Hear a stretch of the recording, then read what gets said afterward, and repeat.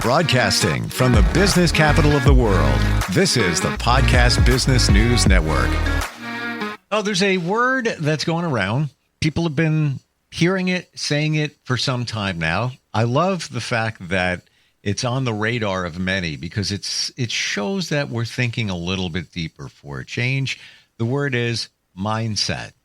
Mindset. And what is your mindset? What mindset do you have for life, a task, whatever it might be? Now, let's use that word mindset and apply it to somebody that leads a team. Maybe you're a C-suite executive. Maybe you own a company. What is your company mindset? We're going to look at that today and explore something called organizational maneuverability.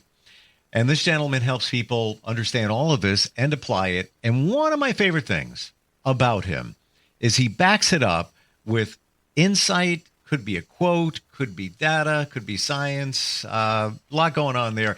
His company's called coachingforrelevance.com, and he's back with us. He's a Marshall Goldsmith certified executive coach. Randy Swaim is here. Hey, Randy, how you doing? Hey, great to be here again, Steve. Hope you're having a good day too. But yeah, great to be here again. I'm in a good mindset. Got to be honest with you. There you go, man. You betcha.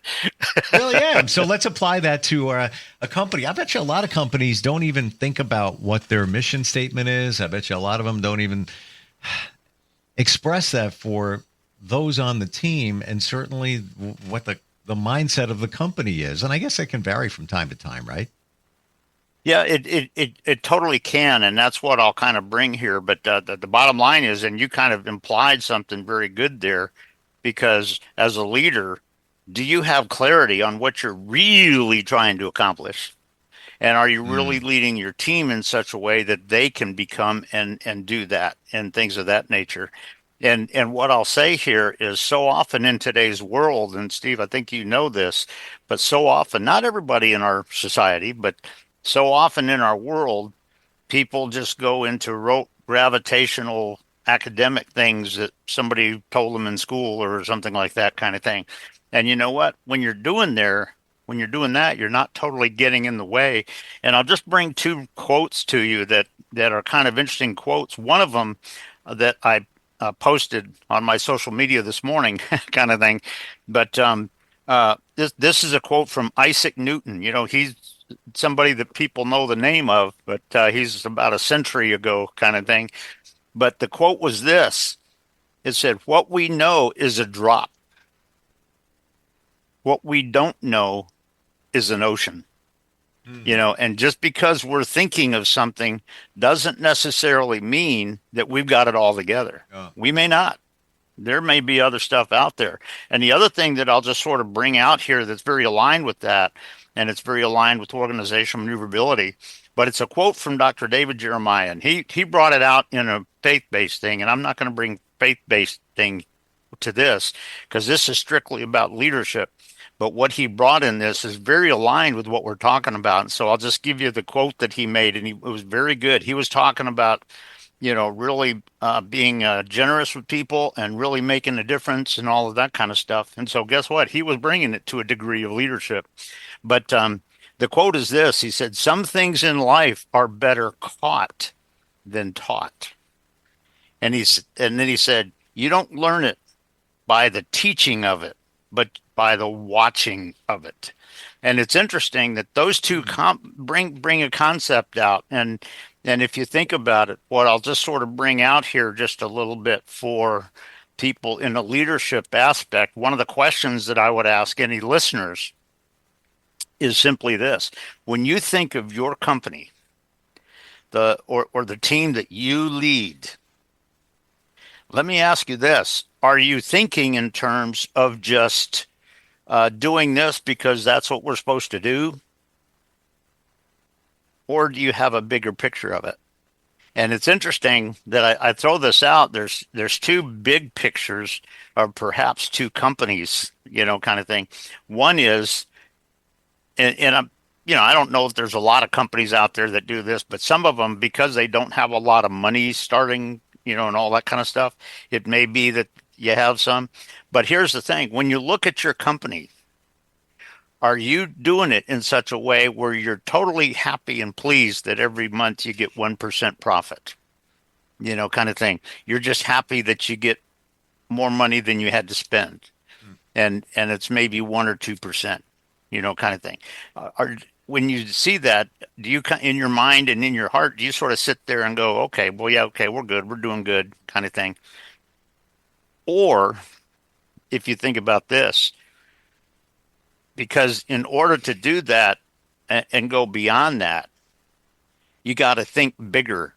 And as these quotes kind of implied, that, you know what if what you have that you're bringing out has a whole lot bigger result than you can even imagine? And if you got, when your team is kind of doing something, you know what? Who's to say that you can't get any better? Guess what? How you get there could be part of the ocean and not the, not the drop. Because guess what? You don't know it. You haven't thought about it. You haven't cleared it. You haven't surveyed it. You haven't explored it. And the bottom line is, whatever level your company is at, whatever level your team is at, if you can give some thoughts, and guess what? Some of that may be going out and exploring and asking questions and interviewing your clients to get a sense of their thoughts on it and things like this, of what they think. Because guess what? Some of your clients may have a thing that, boy, I wish they would sell this. I wish they had this or whatever, but they've never told you that, kind of thing. And if you get out there and part of this aspect, if all you do is go out there and say, okay, well, I'll tell you what, let's increase this and just expand it to where we're going to pay 30 or 40% more than we have been paying, but you don't get the return on it. Everybody kind of goes, oh, that was a mistake. But you know what? It could be that the mistake was how you did it. You didn't get clarity on what that looks like, because in your mind, in your strategic vision, what's it going to take for you to get clarity on what your clients, or maybe what a new group of clients really wants to be a part of when you go there and all of that. And when you think about this, that's part of that ocean. And you got to, bring some of the things that you don't realize and bring it into your awareness, bring it into your a vision on that, and to see what the possible, and one of the things that you don't know of as part of that ocean is you have no clue about what the possible return is on it, what the possible benefit is. What is it going to take for you to go out there and look at that and survey that perhaps and explore that a little bit? Not to just go out and do it, but to give a sense on perhaps maybe in a lot of your customers or in a lot of your prospects maybe that haven't bought anything from you yet. In talking to them, what do they perceive? But boy, they'd love to see and they'd love to get. They'd love to have that available. Boy, you know what? You do that, I'll be with you. I'll come buy it, kind of thing and stuff. And if you think about it, when you're talking about this sort of stuff, a lot of people don't realize this. And, one of the things is, and I mentioned to you my organizational maneuverability concept, it's the thing that not everything fits rote academic aspects. And in our environment, let's face it, the business environment that you have out there right now is not what it was 150 years ago. It's a little different, kind of thing. And things change. Are you aware of what things are changing in your customers, in your clients, in your prospects out there? Are you aware of what's changing? Because here's the thing. What if you were out there having a conversation with a prospect and they told you something that, but boy, they'd love to see because they need that. And in your mind, you went, oh, I never thought of that. Wow. And you can make that happen, kind of thing. And so when you look at it and you're looking at these quotes and sort of the application in the organizational maneuverability aspect of it, what in your team and with you as a leader, what are some of those things you got to be aware of. And the other thing that I'll throw out here very quickly for the listeners is just this. Not every one of those things fits a rote academic picture. You know what? When you're talking about perhaps expanding your team to be able to meet that, that could be a process that has a couple of 3 or 4 strategic steps in it to go out there and maybe do this little part of it and see if there's some return on it. And you know what? If the return is more than you would have ever thought, guess what? That could be a communication to you in a good way. If you take the first step and you go out there and do that, and there isn't very much return on it, okay, that can tell you something too. But guess what? When you're talking about your team and what you're bringing and what you are all about with your company and your team, guess what? That can vary. Because, if you're talking about this, that, or the other thing, that may be applicable to your company, but maybe not in another way that you were thinking about it. And so finding out the details and getting a clarity on that strategic vision and the strategic likelihood, because like I said, like Isaac Newton said, guess what? Most of it's, what you don't know is an ocean. It's not just a puddle out there. It's an ocean. And there's so much you may make an assumption because somebody told you this in school or whatever, kind of thing. Or you may just be making an assumption where you're comfortable with it. You know what? In your organization, if you want it to be where you're just getting 1 or 2 or 3 or 5% profit every year or something, and that's what you're comfortable with, okay, do it. Maybe you don't want to go out there and make an input and have a dramatic impact out there. But here's the thing: if you're a creative and a good listener, and you're a good leader, and you have a team that you have developed in such a way that they, as a unified group, wants to have dramatic success and results. They want to see results that we haven't even thought about yet. Think if you want to get amazing results in what you're doing and what your team is doing and perhaps what your company is doing, you got to be thinking about that, because those are 2 very different things and 2 very different aspects in this. And it's just something to consider when you're talking about somebody. And what I would say is, just for anybody that's listening, just with your team, how do you experience that right now? Which one of those is it? Or at what point, maybe in the angle that are between the 2, do you find yourself? And what's one thing you may want to do a little different? What's one thing you want to maybe apply in a different way or whatever? Who knows? So it's something to think about, that when you talk about those 2 quotes are very good. And like I said, I love the one with Isaac Newton in there, because you know what? Everything you know is just a drop. I love that quote. And everything you don't know is the ocean. Part of it scares me because, let's say you're in a line of work and there's so much that you don't know. But the other part of it is exciting, because there's so much, if you look at it through the eyes of opportunity, there's so much that you can learn, which will improve you, improve your company, and all of that. You talk about organizational maneuverability. When we go a little bit deeper into that, how do you define that? What it is, it's a trademark concept that's trademarked for me out of Washington. And what it is when I say organizational maneuverability, and thank you for asking that. You have my compliments. I appreciate that. Thanks. But you know why I asked that, Randy? You know why I asked that? Because there's an ocean of things I don't know. You know what? There's an ocean that none of us know. I don't. There's things that I don't know. So we're all in a growth process, aren't we? Mm-hmm. Yeah. So, but organizational maneuverability, the concept comes, and really where I got it was with my background as a pilot, and particularly in the military. Realize that not everything you do is rote academic. When you go into a fight or something, guess what?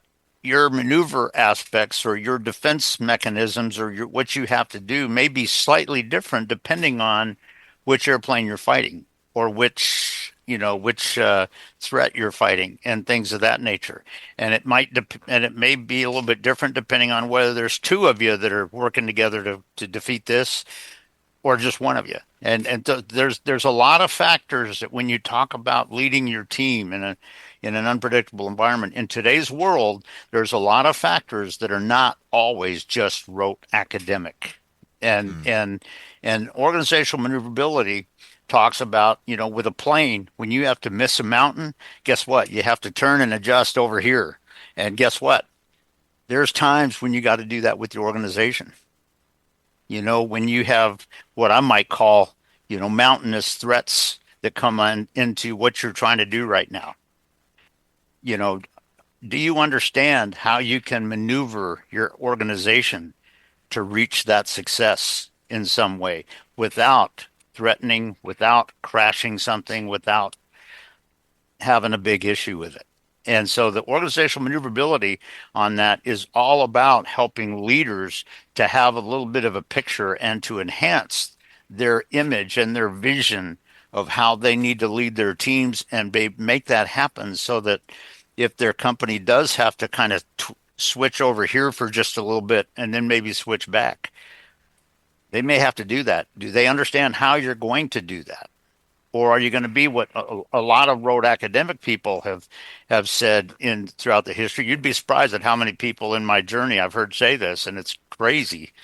But when it doesn't go exactly what they planned, they say, "Well, this should have been like this." Well, you know what? It wasn't. And so you got to be able to make your organization a degree of maneuverability. Now, it may be with what you're working on and with what your focus is, it may be that maneuverability is just a little bit of it. It may be that with the situation that you're in right now, with perhaps the resources that you're putting out there that people are purchasing, it may be that you have to make a bigger change. It may be that your true success, if I'm heading this way, it may be that the true success comes and I'll just put it in, pilot words, but it may be if I turn 30 degrees left over here and go that way for a little bit, I get radical results because I get results that I didn't expect initially.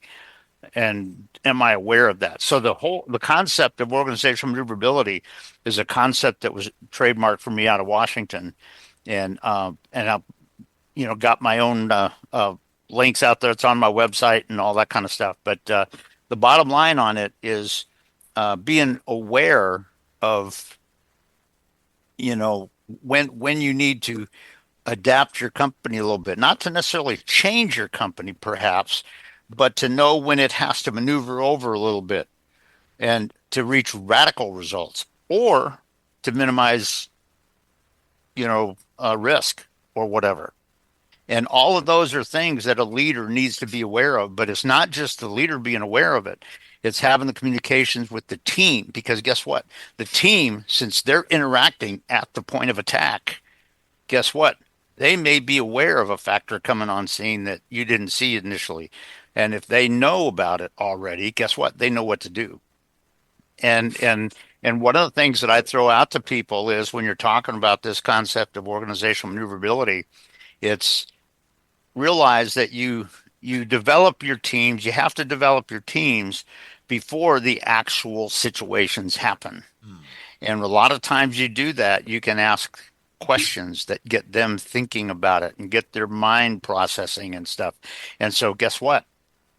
Then if an unexpected factor comes on scene and in their mind, they can go, "Oh, you know what? This is what we were talking about. Oh yeah, I know what to do." And success happens. And so there's a lot of aspects about the organizational maneuverability concept that come into play there. But all of that is very aligned with those two quotes also. Love them. Because there's so much out there that people, not everything is road academic. If I do this, it's supposed to do this. Guess what? Not always. Sorry. There's other factors out there that can come on the scene that you didn't expect. I want to share with everybody are just some things. At this point, just as a reminder that, you're an accomplished pilot. You teach piloting. You've been doing it for decades, and I bring coaching to jet pilot crews. So yeah. Well, that's my point here. That many of these principles come from that. What am I talking about here? Well, the word maneuverability. Yes. Being a aviation term. What are you doing? You're maneuvering the aircraft. You're doing maneuvers. Right. And the other point you brought up in preparing your team. As a pilot, you're always prepared for the worst. Something happens, you're up in the sky. You know what you need to do. You may have not done it before, but you know the direction you need to go in just because you need to know.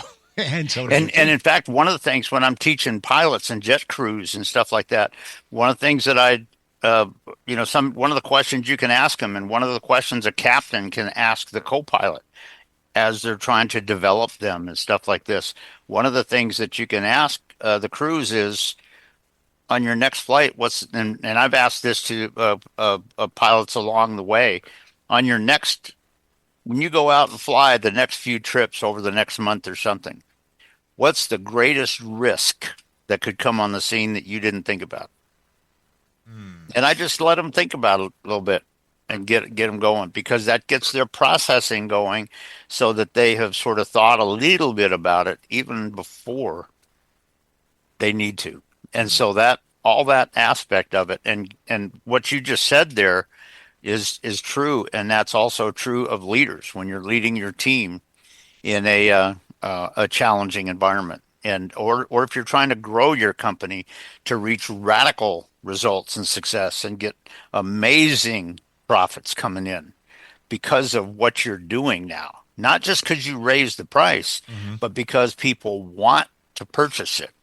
And maybe the number of people that are buying your stuff just got doubled or tripled, kind of thing. Who knows? And so all of those can happen in here when you're talking about this. But when you're, but a big part of that is in those quotes. And the quote that you said you really liked, the quote with Sir Isaac Newton. Yeah, Isaac Newton and stuff.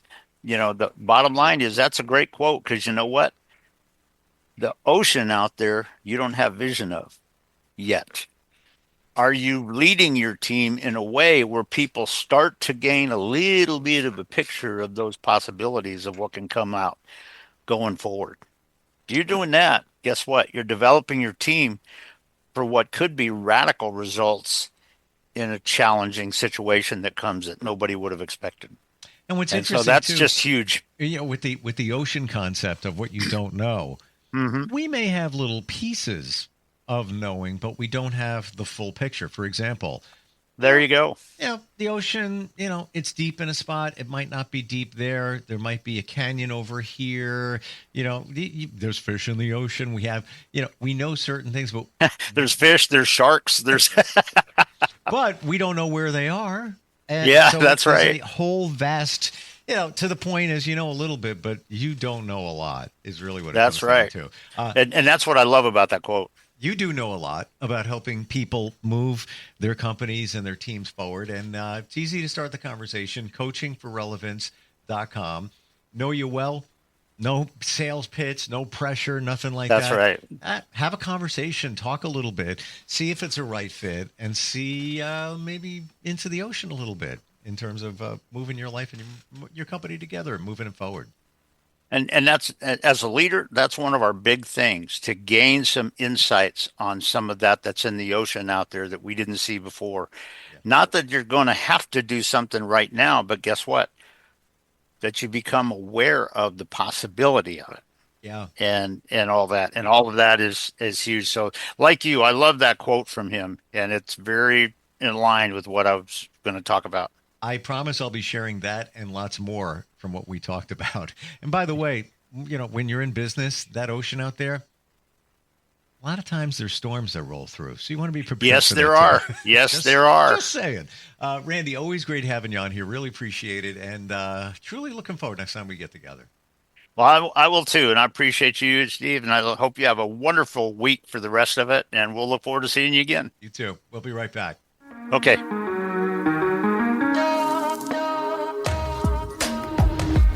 Broadcasting from the business capital of the world, this is the Podcast Business News Network.